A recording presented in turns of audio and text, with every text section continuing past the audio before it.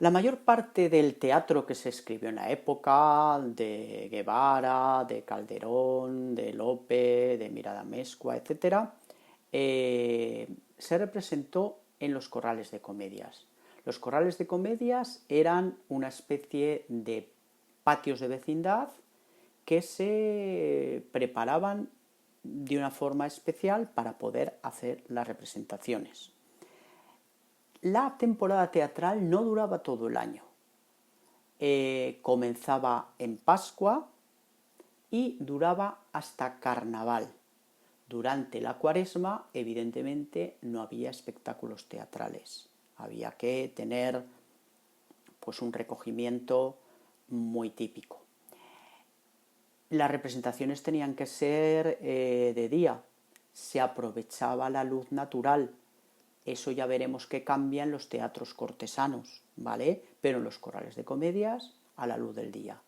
Y como veremos un poquito más adelante, las obras, el rato que se iba a pasar era eterno, porque no se representaba solo una obra larga, sino que tenía una serie de aditamentos extras. Lo veremos más detenidamente.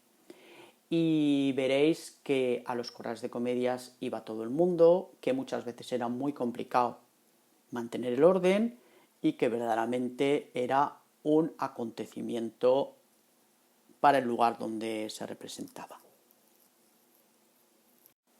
En la comedia nueva verdaderamente se trataban todos los temas, absolutamente todos. Es que si ahora dijésemos cuántas obras componen el corpus de la comedia nueva, no solo de López, sino de otros muchos autores, bueno, es que es un corpus ingente, ¿vale? Entonces, desde luego, nos podemos encontrar todo tipo de temas, religiosos, históricos, legendarios, pastoriles, caballerescos, novelescos, mitológicos, filosóficos, amorosos, pero había uno que tenía especial relieve porque era el que más les gustaba y yo me atrevería a decir el que más nos gusta.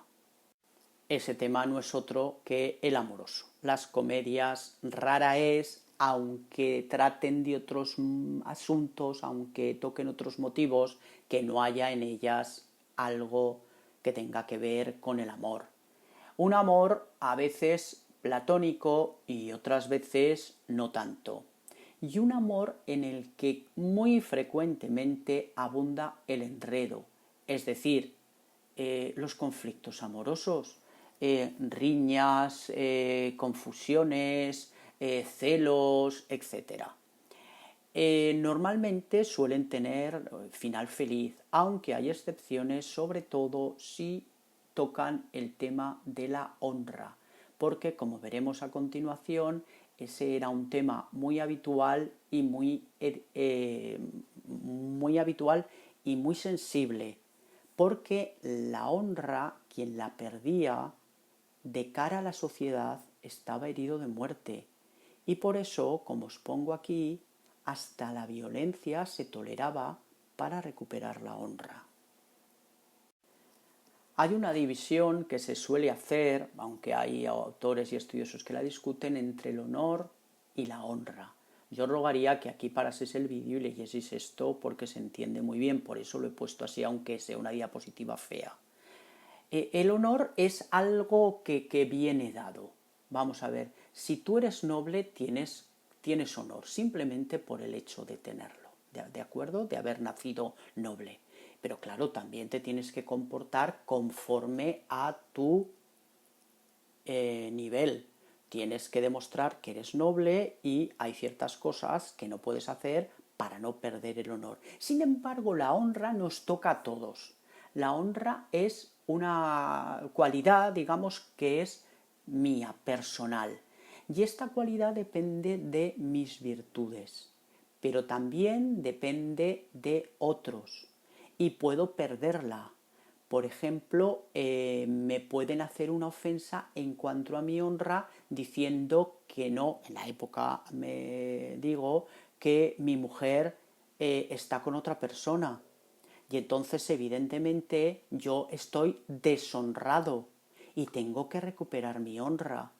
Y hay muchas obras del siglo de oro que van de eso, dramas calderonianos que se llaman, que van de recuperar la honra.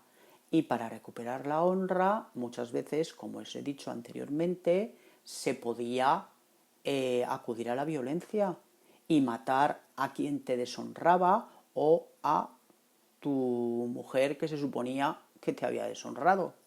Eran códigos que funcionaban entonces. Hoy estos códigos nos tocan muy de lejos, pero si leéis obras del siglo de oro, os los vais a encontrar. Y hay que darse cuenta que no podemos descontextualizar de la época ciertas cosas, porque entonces no entendemos la época. Otra cosa es que lo discutamos, pero eso es otro. Discutir se puede discutir, pero hay que comprender cómo funcionaban las cosas en su tiempo, porque así comprenderemos, entenderemos ese tiempo. Una pincelada rápida sobre el lenguaje y la forma. Ya os he dicho en cuanto a la forma que una de las, digamos, alteraciones que incluyó Lope era que utilizaba diferentes metros, diferentes cómputo de sílabas acoplados a lo que se decía. Si era algo gracioso, metros más cortos; si era algo más profundo, metros más largos, ¿vale?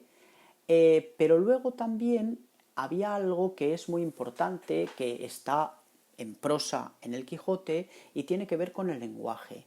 Y es que era muy interesante que no todos los personajes hablasen igual, sino que cada uno hablase según su condición. Si nosotros oímos una obra como yo que sé, La vida es sueño, por ejemplo, nos damos cuenta que los diferentes personajes hablan de una manera distinta según tengan mayor nivel social o menor. Esto también es muy importante, diferenciar a los personajes por su lenguaje. Y antes de empezar a las representaciones propiamente dichas, quiero hablaros un poco de los actores, aunque os hablaré más en adelante. Los actores que tenían la suerte de contratarse en la corte para funcionar en teatros cortesanos o en corrales de comedias eran unos privilegiados. Tenían trabajo, no estaban muy bien considerados la mayoría de ellos, ya lo veremos, pero bueno, tenían cierta estabilidad. Pero la mayor parte de actores iban de aquí para allá en compañías más o menos grandes. Pero el que hubiese estas compañías nos dice, ¿qué cosa? Que el teatro era un fenómeno que cada vez tenía más éxito. No os voy a leer los tipos de compañías, que es algo muy curioso de ver. Es una descripción del tipo de compañías que había en el siglo XVII que nos hizo Rojas Villandrando. Y como veis, hay, según la cantidad de actores que había y el nivel que tenían, diferentes tipos: ñaques, cambaleo, garnacha. Leeroslo, que es muy interesante.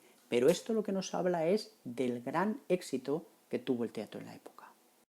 Y ahora vamos a ver cómo era el espectáculo total que os he dicho, ¿vale? No tiene nada que ver con el teatro actual. El teatro actual es una obra de teatro que ahora ni siquiera se suele hacer pausa, que dura 1 hora y media, 2 horas como mucho, y ya está. Pero esto no, esto duraba mucho tiempo. Comenzaban según invierno o verano, antes o después, pero a mediodía, o sea, a las 2 de la tarde, a las 3, a las 4, dependiendo que hiciese mucho calor o menos calor. Ponían un toldillo encima del corral de comedias y desde luego tenía que haber luz natural. El espectáculo comenzaba con una loa o prólogo, es decir, un recitado que lo que quería era llamar la atención del público, que se callasen, porque ahí tanta gente no había manera, muchos de ellos de pie, de que guardasen silencio, y después había algo de música para dar la bienvenida. Así empezaba. Y luego comenzaba lo que es la obra grande de la representación, su primer acto, ¿vale? Cuando acababa en el primer acto, ¿qué ocurría? Se representaba una horita corta, normalmente de risa, un entremés. Esto era una pieza muy corta que iba, y cómica, que iba en contra del decoro. ¿Qué es eso del decoro? Hombre, pues que los actores eran los que eran y que a lo mejor en el primer acto de la obra importante habíamos visto a un actor hacer de rey que luego en el entremés hacía un personaje ridículo. Eso te sacaba mucho de la obra, pero bueno, era digamos una manera de funcionar entonces en el siglo de oro contra la que algunos de los autores se quejaron. Una vez que había acabado ese entremés, volvíamos a la obra principal y se representaba el segundo acto. Cuando acababa el segundo acto, otra obra también cortita, normalmente una jácara, que es una obrita en verso, que también cómica, que relataba pues algo que incluso tenía que ver con la actualidad, que rompía muchas veces la tensión que había generado el segundo acto y que luego era complicado meterse otra vez en la obra, pero bueno, gustaba mucho a la gente porque era común, lo voy a decir sencillamente, desengrasante. Y cuando terminaba esa jácara, íbamos al tercer acto o jornada de la comedia, es decir, el que terminaba la obra. Final. Esto no ha acabado, la obra ha terminado, pero no es espectáculo total de que os estoy hablando. Final, música y baile, es decir, un follón descomunal en el que se mezclaban actores con personas que habían ido a ver el espectáculo y gritaban, bailaban, a veces repartían máscaras, en fin, un fin de fiesta por todo lo acto. Con lo cual, no había representación que no sobrepasase las 3 horas. ¿Cómo se puede deducir? Si sacáis cuentas, lo veis. Un espectáculo que era apasionante y que la gente se lo tenía que pasar increíblemente bien. Un par de palabras sobre los actores. Ya hemos dicho que gracias al éxito de la comedia nueva habían encontrado la estabilidad, que había algunos que en la corte tenían mayor estabilidad que otros seguían siendo cómicos de la legua, pero por lo general estaban en cuanto a lo moral muy mal considerados. Se veía gente que tenía, por la sociedad total, se les veía como gente que tenía una, digamos, moralidad demasiado libre y desde luego tenían un trabajo sumamente duro, porque muchos de ellos tenían que estar desplazándose continuamente, porque el repertorio que hacían no era como ahora hago una obra y si tiene éxito me tiro meses con esa obra, sino que estaban cambiando completamente de obras y por lo que habéis visto anteriormente tenían que aprender la obra principal, pero también otras muchas pequeñas, con lo cual había mucho que memorizar, porque el repertorio era tremendo. Y ahora fijaros, porque hay otra cosita que no es baladí, que es que muchos de ellos, y os va a sorprender, no sabían leer, porque las tasas de analfabetismo en los siglos XVI y XVII eran brutales. Entonces, ¿cómo aprendían los textos? Se los tenía que leer otro actor que supiese leer, y ellos los memorizaban. Cierto es que en todos los corrales de comedias y en el teatro cortesano también había apuntadores, que era el apuntador, alguien que estaba oculto y que si se quedaban en blanco les ayudaba. Pero pese a todo era un trabajo verdaderamente complejo y duro. Y en toda compañía que representaba comedias nuevas tenía que tener estos personajes que están aquí. Esto era básico. Para que me entendáis, fondo de armario de una compañía. Tenía que haber un galán. El hombre joven, el hombre guapo, el hombre valiente, el hombre ligón, normalmente el protagonista. ¿Y quién? Su dama correspondiente. Una mujer joven, una mujer hermosa, inteligente, prudente. Era digamos, lo que interesaba que tuviese una mujer, prudencia y virtud. Y luego, muy frecuentemente, porque si no, no hay trama, el antagonista, el hombre que se opone al galán. A veces en cuestiones de amores o a veces en otras muchas cuestiones. ¿Vale? Luego, la parte cómica estaba a cargo de los criados. de la criada de la dama y del criado, que es un personaje fundamental de la comedia nueva, que se le conoce también como el gracioso. Es el confidente, no amigo, no le podemos llamar amigo, pero es en quien confía el galán prácticamente todo. Es el que pone los rasgos de humor, pero es muchas veces el que es práctico y ayuda a hacer cosas que el galán no debe o no puede hacer, y desde luego muchas veces es astuto pero también cobarde, y al quien a veces le salen bien las cosas y a veces no tan bien, porque al galán suelen salirle bien. Y por último, la compañía tiene que tener el que se llamaba el barba, un hombre viejo. Un hombre viejo que puede ser el padre de la dama o del galán, o muchas veces puede ser el rey. Su papel fundamental es que tiene poder, que tiene autoridad y que suele ser al final quien soluciona muchos de los problemas. Y con este armazón añadimos todo lo que sea menester, pero este es el armazón básico.